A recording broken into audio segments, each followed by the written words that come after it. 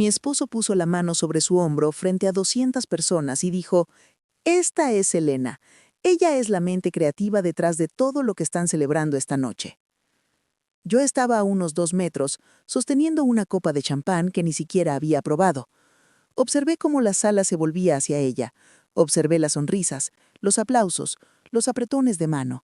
Observé el premio, ese en cuya propuesta inicial figuraba mi nombre, ese en el que había trabajado durante 11 meses, diluirse en una historia que no me incluía. Mi esposo no me miró ni una sola vez. Dejé la copa sobre la mesa más cercana, me acomodé el vestido y sonreí a la mujer que estaba a mi lado, una desconocida que no tenía idea de lo que acababa de presenciar. Luego caminé hasta el guardarropas, recogí mis cosas y salí del Hotel Meridian sin despedirme de nadie. Esa fue la noche en que dejé de ser su esposa en todo lo que realmente importaba.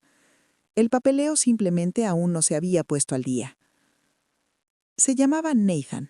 Llevábamos 9 años casados. Nos conocimos cuando yo tenía 29 y él 34, en un pequeño estudio de arquitectura en Chicago, donde yo era diseñadora junior y él el encantador jefe de proyectos que sabía hablar con los clientes de una manera que los hacía sentir como las personas más inteligentes de la sala. Era bueno en eso, en hacer que la gente se sintiera vista. Fue lo que más me gustó de él al principio, antes de entender que solo lo hacía cuando había algo que ganar. Fundamos la empresa juntos 3 años después de casarnos. Mis diseños, sus relaciones con los clientes. Ese era el acuerdo, dicho y no dicho. Yo creaba los conceptos, preparaba las presentaciones, seleccionaba los materiales, gestionaba el equipo creativo. Él asistía a las reuniones, firmaba los contratos, manejaba las finanzas. Éramos socios en el sentido más auténtico, y durante un tiempo funcionó. La primera vez que noté un cambio fue hace 4 años, cuando apareció un perfil en una revista de diseño de Chicago. El periodista nos había entrevistado por separado. En mi parte, hablé extensamente del proyecto de la residencia Harlow, el que nos dio nuestra primera gran visibilidad nacional, el que rediseñé 3 veces hasta que quedó exactamente como debía. Cuando el artículo se publicó, mis palabras quedaron reducidas a 2 frases. Las de mi esposo ocupaban una página entera. El titular decía, Nathan Whitefield, el arquitecto de la sobriedad moderna. Se lo mencioné esa misma noche. Dijo que probablemente el periodista lo había encontrado más citable. Dijo que debía estar orgulloso de que la empresa recibiera reconocimiento. Dijo que estaba siendo sensible. Lo guardé en silencio. Seguí diseñando. La segunda vez fue hace 2 años, cuando fuimos seleccionados para el premio Meridian, que casualmente era el mismo galardón que se entregaba en la gala la noche en que él señaló a Elena y la llamó la mente creativa detrás de todo. Nuestra nominación se basaba en la renovación del vestíbulo de la Torre Caldwell. Dediqué 7 meses a ese proyecto. Viajé a Portland 4 veces para reunirme con los clientes. Elegí personalmente cada material, cada accesorio, cada elemento de iluminación. Cuando fuimos preseleccionados, mi esposo dio una entrevista a una publicación del sector en la que dijo, y cito, «Nuestro visión, no mi visión, nuestro equipo, como si yo fuera solo una empleada más». También se lo mencioné. Dijo que estaba interpretando demasiado las cosas. Lo guardé. Seguí diseñando. La tercera vez, la que debió haber sido la última, pero no lo fue porque yo aún lo intentaba, fue cuando contrató a Elena. Me dijo que era coordinadora de proyectos. Eso decía el contrato. Eso le dijo al equipo. Pero en 6 semanas ya estaba presente en mis llamadas con clientes. En 3 meses tenía una llave del estudio de diseño privado del 4º piso, el mismo que yo siempre había mantenido cerrado. En 6 meses, estaba copiada en todos los correos electrónicos que antes solo me incluían a mí. Lo sabía, claro que lo sabía. Si soy sincera, lo sabía incluso antes de que ideara. Hay cosas que una mujer entiende sobre su matrimonio que no siempre puede poner en palabras, pero que viven en su cuerpo como una fiebre leve, constante, fácil de ignorar hasta que deja de serlo. Lo que no sabía, lo que aún no me había permitido comprender del todo, era que no era solo algo personal, sino también profesional.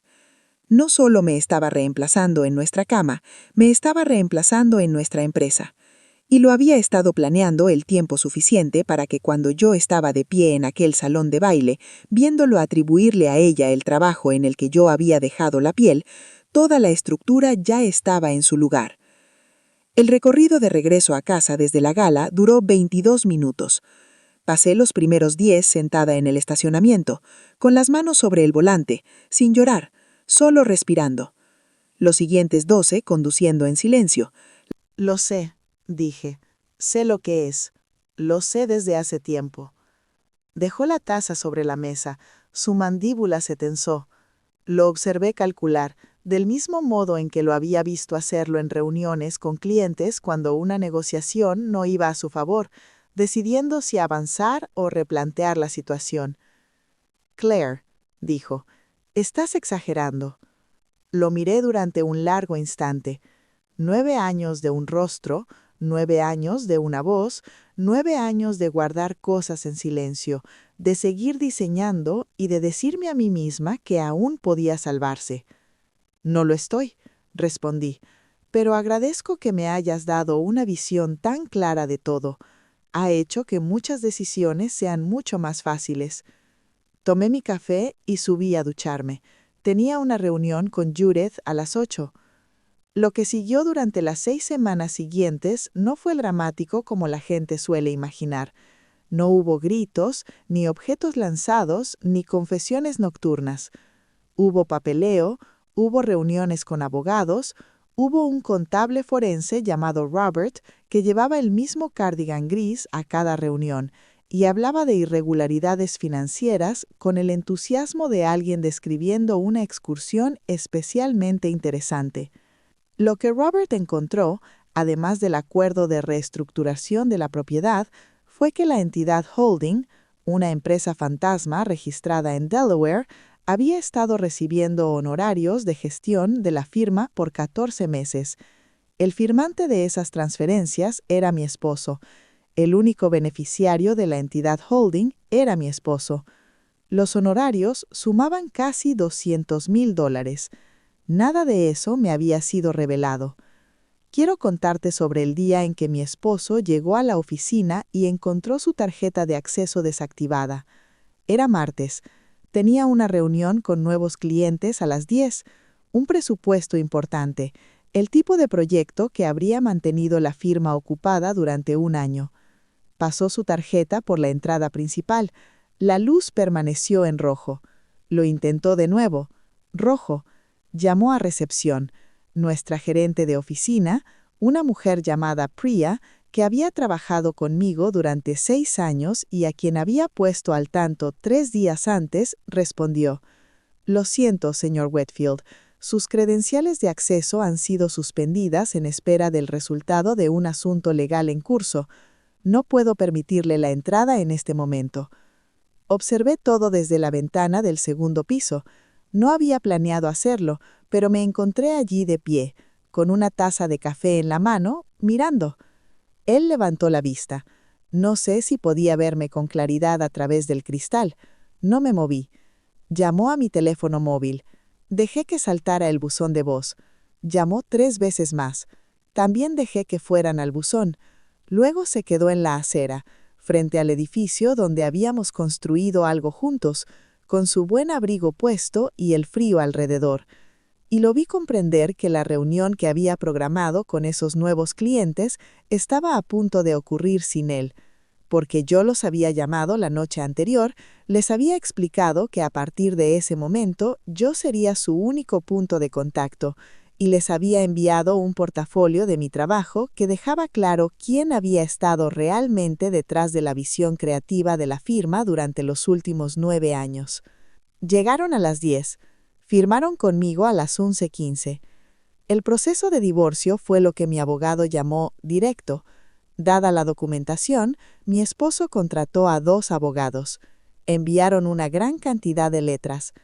Judith, que me había recomendado a un abogado litigante llamado Marcus, un hombre con la calma de alguien que ha ganado cada batalla en la que ha participado, respondió a cada letra con la precisión de quien llevaba mucho tiempo esperando hacer exactamente eso. La reestructuración de la propiedad fue impugnada y revertida. Los $200,000 en honorarios de gestión no declarados se convirtieron en el eje central de una acción legal independiente. En cierto momento, el abogado de mi esposo sugirió que consideráramos mediación. Mi abogado respondió, con cortesía, que estábamos cómodos continuando. Hay un momento que quiero contarte. Ocurrió un miércoles por la tarde, en marzo, en una sala de conferencias del piso 14 de un edificio de oficina. También quiero que sepas, dijo, que la obra de arte del pasillo de entrada de tu casa, la que pintó mi abuela, Nathan me dijo que estaba en una empresa de almacenamiento. Me gustaría recuperarla, si es posible. Te la haré llegar esta semana, respondí. Gracias. Hubo una pausa. Se casó contigo porque eras talentosa y lo sabía, añadió. Eso no es un cumplido para él. Quiero que lo entiendas. Lo entiendo. No volvimos a hablar después de eso, pero cuando empaqué las últimas cosas de la casa 3 semanas más tarde, la habíamos vendido y habíamos dividido las ganancias según lo acordado, encontré una tarjeta en la encimera de la cocina. Era de Barbara. No tenía ningún mensaje, solo su dirección en Evanston, escrita con su cuidada letra de directora de escuela. Una invitación a mantener el contacto en el lenguaje de una mujer que no hacía grandes gestos. La guardé. El acuerdo se cerró un jueves. Mi esposo recibió el 31% de participación en la empresa, que era el porcentaje al que me había manipulado a reducir mi parte, y que mi abogado logró demostrar que era todo a lo que tenía derecho, dado el fraude en la reestructuración. Los honorarios de gestión no declarados fueron devueltos en totalidad, más intereses. La empresa cambió de nombre. Él tenía 30 días para retirar el suyo. Después, me quedé de pie en los escalones del edificio. Hacía frío. Marzo en Chicago tiene un frío obstinado, como un invierno que se niega a aceptar que ha terminado. Llevaba una bufanda que mi esposo le había regalado por mi cumpleaños 2 años antes. Me la había puesto esa mañana sin pensar. Me quedé allí un momento, sintiéndola alrededor del cuello. Luego me la quité, la doblé con cuidado, la dejé sobre el escalón de cemento y caminé hacia mi coche. No sé si alguien lo vio. No sé si significó algo para alguien más que para mí, pero para mí significó algo. Así es mi vida ahora. La empresa se llama Lane Design Studio. Han pasado 18 meses desde el relanzamiento y acabamos de ser preseleccionados nuevamente. Esta vez, solo mi nombre aparece en la candidatura al premio Meridian. Tengo un equipo de 7 personas. Priya sigue siendo mi gerente de oficina. Tengo un diseñador senior llamado Tom, al que contraté desde una firma de Nueva York, y una diseñadora junior llamada Kesha, que me recuerda a mí misma a los 26 en todo lo que importa. Me mudé a un apartamento de 2 habitaciones en el piso 23 de un edificio en Lincoln Park con ventanales de suelo a techo que dan hacia el oeste. La primera noche allí, observé la puesta del sol desde esas ventanas con una copa de vino y sin nada que guardar en silencio. Me quedé con esa sensación durante mucho tiempo. Judith vino a cenar 3 semanas después de mi mudanza. Trajo una excelente botella de Borgoña y nos sentamos en mi nueva mesa durante 4 horas. En un momento dijo, «¿Sabes? Noté cosas con los años. No sentía que fuera mi lugar decirlo. Contestaste a las 11:25 un viernes a la noche. Ese era exactamente tu lugar en el momento que hacía falta». Se quedó hasta medianoche. Al irse, se detuvo frente a la ventana y miró la ciudad extendida bajo nosotras, las luces encendiéndose en la temprana oscuridad de una tarde de marzo. «Construiste algo real, no el matrimonio, el trabajo», dijo. «Sí», respondí. «Eso es lo que él no pudo soportar», añadió. «Por eso intentó renombrarlo». Tenía razón. Esa fue la parte que más tiempo me llevó a entender. No que me hubiera sido infiel, no que hubiera amado a otra persona, sino que necesitaba hacer suyo mi trabajo, necesitaba estar frente a salas llenas de gente y ser el nombre asociado a ello, porque sin esa apropiación, solo era el hombre que gestionaba contratos. Ya no digo esto con amargura, lo digo porque entenderlo fue lo que me permitió dejar de hacerme más pequeña por ello. No puedes seguir comprimiéndote para encajar en una forma que otra persona recortó para ti. Tarde o temprano, la presión se vuelve estructural. Tengo 41 años. Mi firma tiene 3 proyectos activos en 2 estados. Hay una declaración registrada en la que describí 11 años de trabajo creativo documentado frente a 2 abogados y un taquígrafo judicial. Y cuando terminó, mi abogado me dijo que lo había hecho bien. Y pensé, así se siente ocupar un espacio del tamaño correcto. Mi exesposo sigue en Chicago. Lo veo ocasionalmente, como ocurre entre